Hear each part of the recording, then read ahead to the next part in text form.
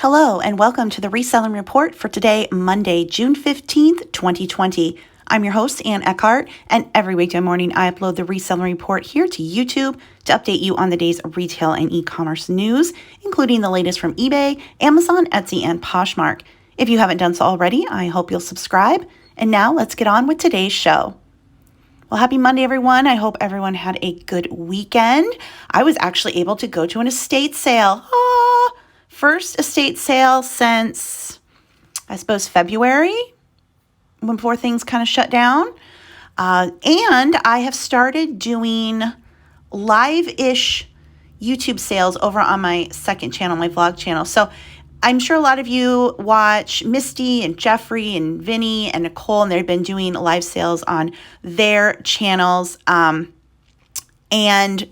they show the items, and then the first person to comment wins the item, which they are being so successful at. It's just amazing. If you're not watching those, I'll link those 4 channels in the show notes below, just in case you're not familiar. I think all of you are. But anyway, and I've been wanting to do them, but the logistics of trying to do that by myself, and then not only the sale itself, but then the invoicing and the shipping, it seems so overwhelming to me.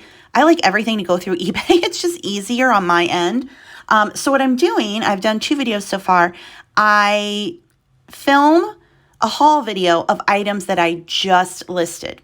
So I go through, I list a bunch of items on eBay, I film a video showing them, and then people who watch the video, if they're interested in anything, they can just go straight over to eBay and buy it. And that's been working out really well. Now, I'm not selling out the way, the live sales do. I think the live sales have almost an auction house format to them where people just get caught up in like, oh, I want that, I want that. So it's not that, but it has been helping. Other things have been selling. And I know before when I've done hauls that, I'd get, well, when are you going to list that? I want that. Can I buy it off eBay or buy it off of you directly? And that just overwhelms me. But this way, viewers get first dibs. So I haul it, I list it, I film it, and it's all done. It also kicks my butt in gear to get stuff listed. So I'm pretty excited about that. I've already got 2 of those up. So if you aren't subscribed to my vlog channel, the link is below the video if you want to go over there and check those out. But yeah, it's just another way to get your items out in front of people and to kind of create excitement, especially when there's so much competition out there on all of the reselling sites. And then it's fun. Even if people don't want to buy anything, people love to watch haul videos. I love to make haul videos. It's a win-win all the way around. There's a sad story in the reselling community today. If you watch Alex over at Curiosity Incorporated, channel will be linked in the show notes just in case you don't. Their shop was broken into over the weekend, and he talks about it in the video if you want to go over and check that out. But thinks he had about $10,000 worth of items stolen. He does have security camera footage, and the police were there. But yeah, just a sad situation. Another situation is Rally Roots being attacked here on YouTube. And I'm sure most of you are familiar with Ryan and Allie, Rally Roots. And someone made a video about them saying that they were scammed by a $1,000 premium mystery box. This person, who only has a handful of YouTube subscribers, ordered a mystery box from Rally Roots of vintage tops, not to resell, just wanted them. And apparently it looks like he opened the box first, then put everything back in the box, and then reopened it to complain about everything. That's just what it looked like from my end. The reason I'm bringing this up is because both of these stories bring up the subject of, are you putting yourself in a vulnerable position by sharing in the reseller community, whether it's on YouTube or Instagram? And yes, you're going to have trolls, you're going to have haters, but when people then start breaking into your store, like happened with Alex. Now, did that person know them from YouTube? Maybe not. I could have looked in the window, but he's definitely gotten himself out there. And, people, when they know you, they target you, right? They copy what you're doing. They might try to, trash you online. It's happened to a lot of people over the years, including myself.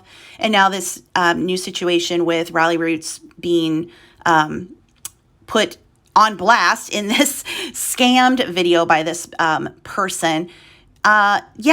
Now, do I think this is going to hurt Rally Roots? No, they've got a very loyal following. Everything I've ever heard about them is that they're super nice. I mean, I've never met them in person, but that they're super nice, genuine. But they've also been very, very successful in the past year, and they've been open about it.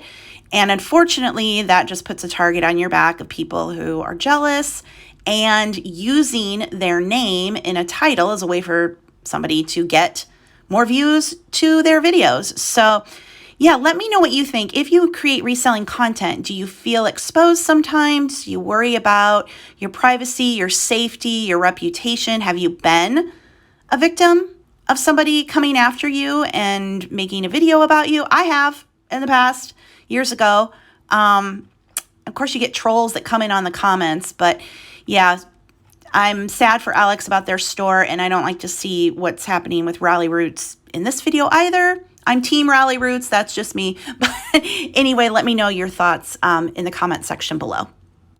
If you have an eBay store, a basic store or higher subscription, hopefully you have utilized the bonus shipping supply coupon that we got. We talked about that on last week's show.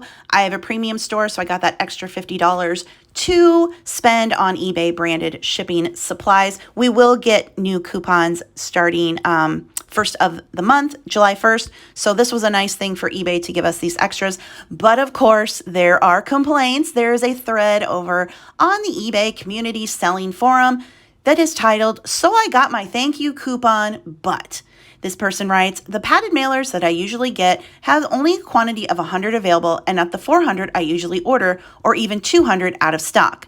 And the 100 at the exorbitant price of $27 plus is on pre-order. So the 600 I usually get with my $150 coupon," they have an Anchor store, "for free would now cost me extra with no idea of the delivery time. Seems to me eBay Shipping Supplies is doing their best to cost eBay the least with all these extra coupons are being redeemed. Guess I'll wait a while and see if anything changes." And this is an active thread. They've got a lot of people complaining what's on. Now, I ordered my supplies. I got, what did I get? I got tissue paper and some large poly mailers. They came with within 2 days. So I don't know what people are complaining about. Someone says eBay shipping supplies are a joke. This thank you is insulting. The coupon is not worth the final value discount we used to get. Yeah, so mixed bag. There are some people who are defending eBay, but then, of course, there are other complaints. But let me know what you think. Have you been able to order your supplies? Were you able to get what you wanted? Like I said, I got what I wanted, and I ordered it quickly, and it came super fast. I'm already looking forward to the new coupons rolling out at the beginning of July.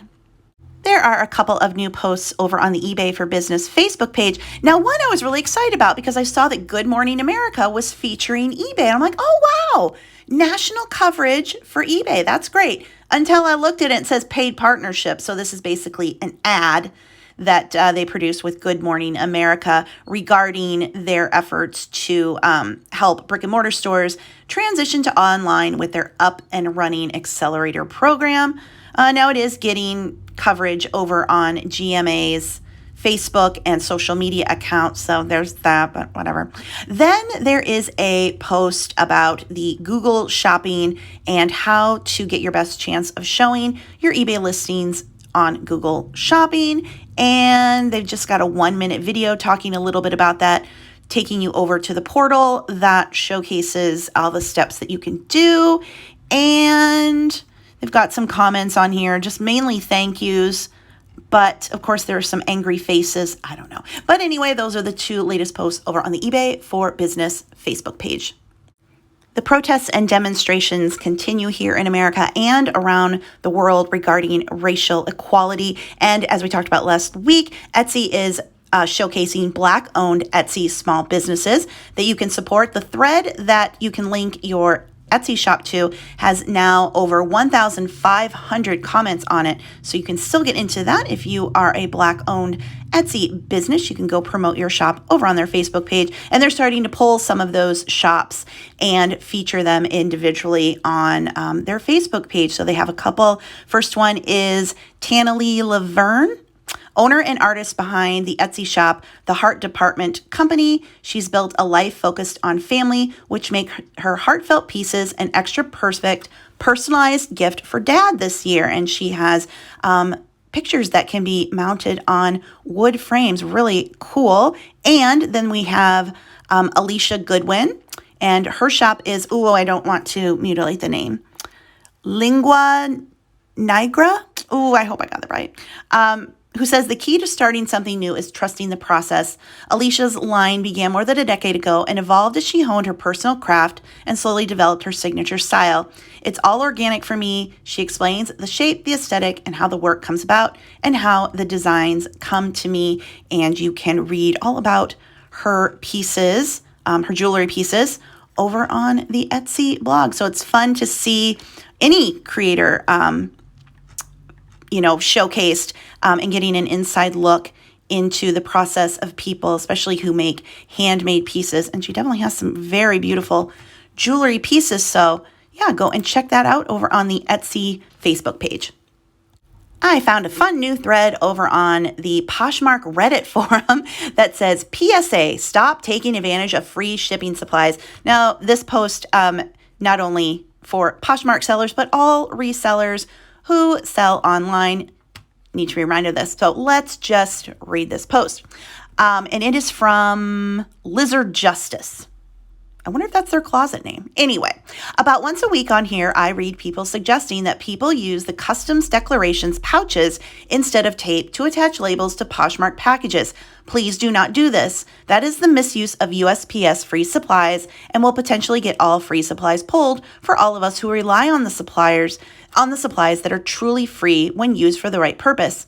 According to USPS, misuse of free shipping supplies could be a violation of federal law per the FAQs on their website. The free supplies can only be used for class of mail which they're provided. Customs declaration pouches, therefore, are intended solely for putting the customs declarations in, not for affixing your shipping label.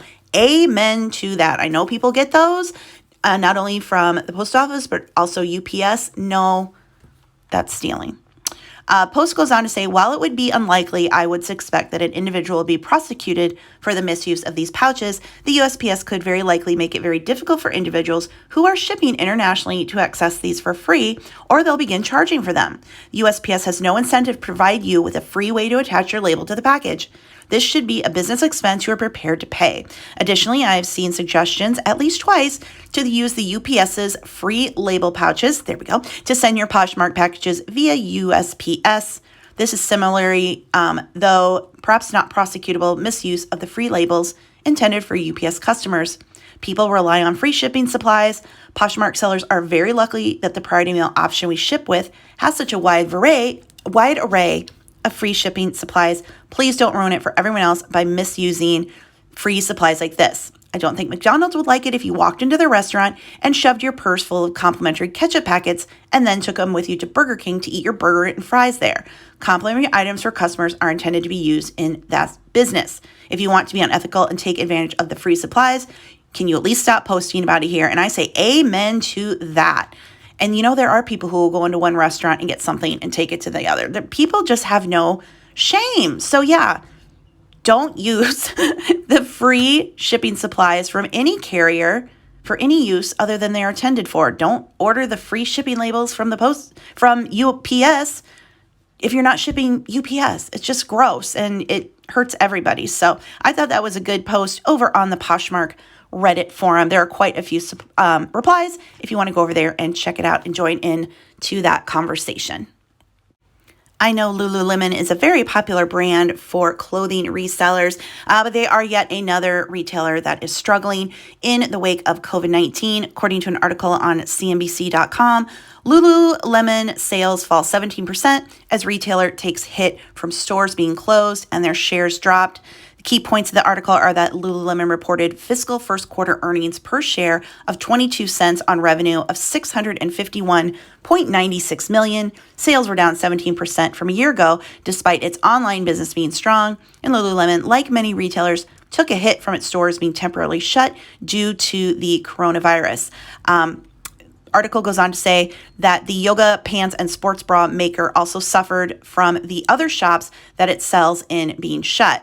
Still, as more people stocked up on workout gear and comfortable clothing during the pandemic, their chief executive, Calvin McDonald, said the retailer saw one of its largest market share gains ever during the quarter, citing NPD Group data.